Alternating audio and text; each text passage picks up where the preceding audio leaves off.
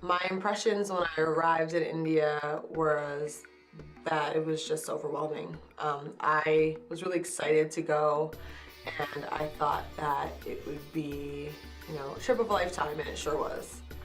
Um, when we arrived, one of the things I remember is that leaving the airport, just like in a lot of other countries, we were bombarded by people asking us if we needed help, asking us if we needed taxis, if we needed help with our bags, and of course, we had strength in numbers, so we were able to go past that. But like something almost biblical, this windstorm came out of nowhere and just, almost blew us over. Dust was flying through the air and sand, and then it started pouring rain, and we were all huddled under this kind of bus waiting area while we waited to board our charter bus. And I remember just thinking, oh my gosh, what did we get ourselves into? That's the beginning, yeah.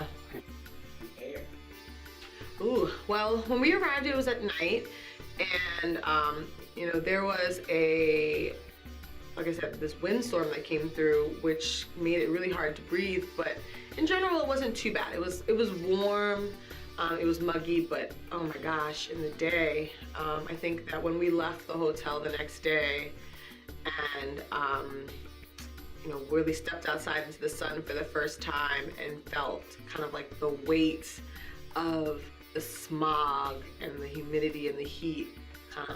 I know when I felt that, I was shocked. I didn't have to use inhaler or anything really for a few days. I would say 3 days in though, my chest felt tight, constricted, and I felt like I literally could not breathe.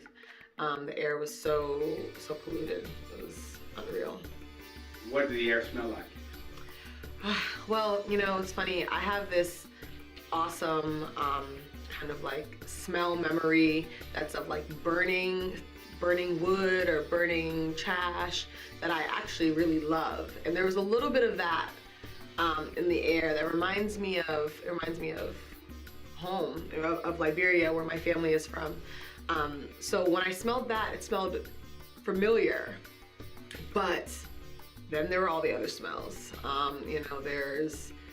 There's the sheer number of people and the number of cars. You smelled food, you smelled chai, tea cooking on the street. I think the smell of the exhaust, though, was something that was really overpowering and kind of went over everything and kind of dampened all the other smells. Was the pollution new? Because I know you had gone there before. Was it new? Yes, it was a little more this time than previous times. And we went in March, right? We went in March, but the previous times that I had gone were in January, so it was well, on the other hand, they do heating in January.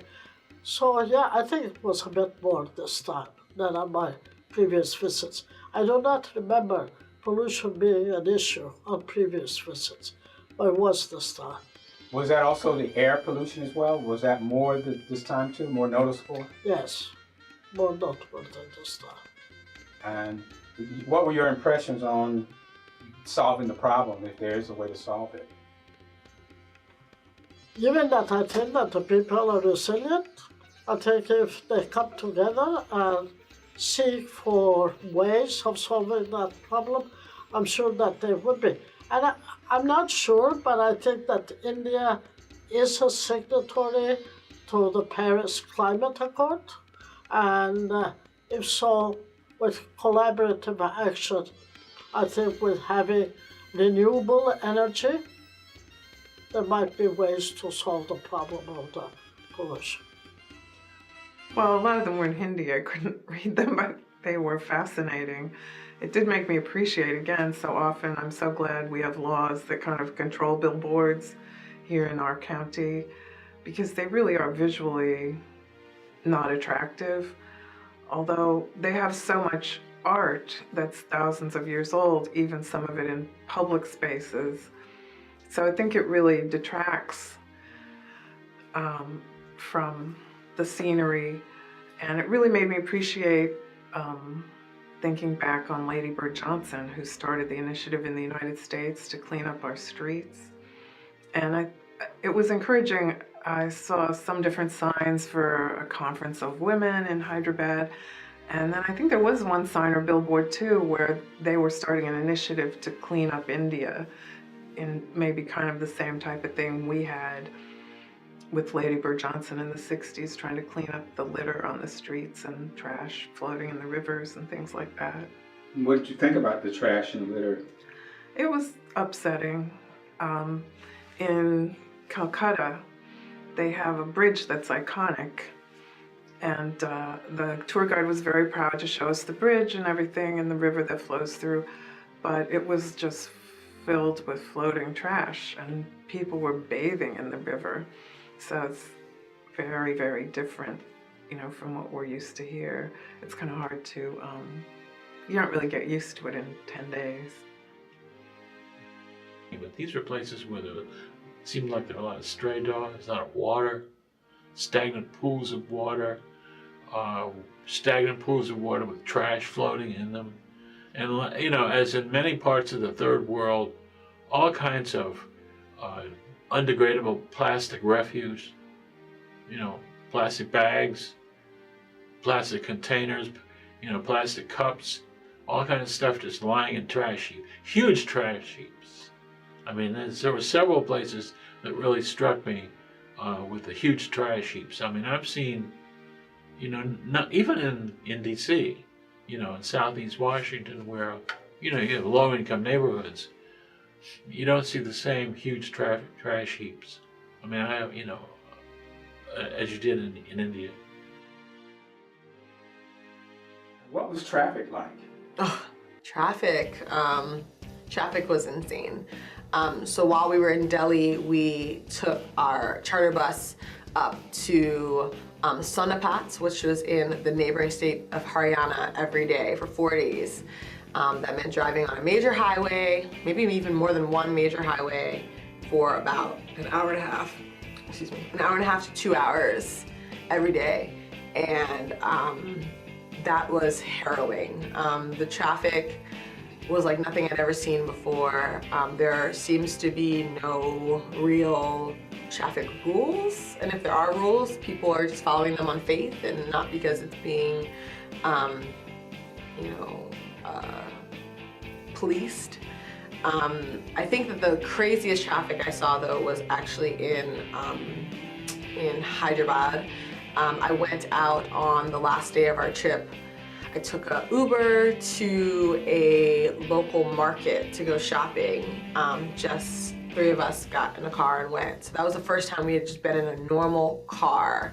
And, it's different seeing traffic from the height of a charter bus, being in a tiny little, Mazda on a busy road that is supposed to have 4 lanes, 2 going in each way, and you have at least 7 or 8 rows or lanes of vehicles going in different directions.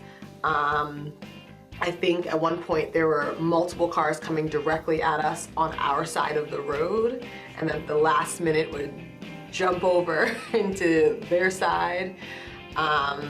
And then of course there's also the fact that we're in India, which means they drive on the left side of the road, which was already kind of jarring and took a long time to get used to. You feel like you're going the wrong way all the time, and then you add to that the just sheer number of cars, the motorcycles, people on bicycles. You have the makeshift taxi, kind of like motorized rickshaws. In Calcutta we had actual foot-drawn rickshaws. I mean, it's just phenomenal the amount of just constant traffic and the speed with which everyone drives. And then of course the sound, the honking. So in India, their honking system, we didn't quite learn exactly how it worked, but I kind of deduced that they must use different kinds of honking to mean different things, either letting people go or telling people to stop, and not just the way we use it here. And so that meant that there was constant honking. Driving on a road with no issues, you would still honk your horn to let other cars know what you were doing. And, I would say that was really, really jarring I don't think I ever got used to it. And I think when I got home, the lack of the honking felt like a real relief. It was really a relief to get away from that kind of intense energy of the sound and bustle of the traffic.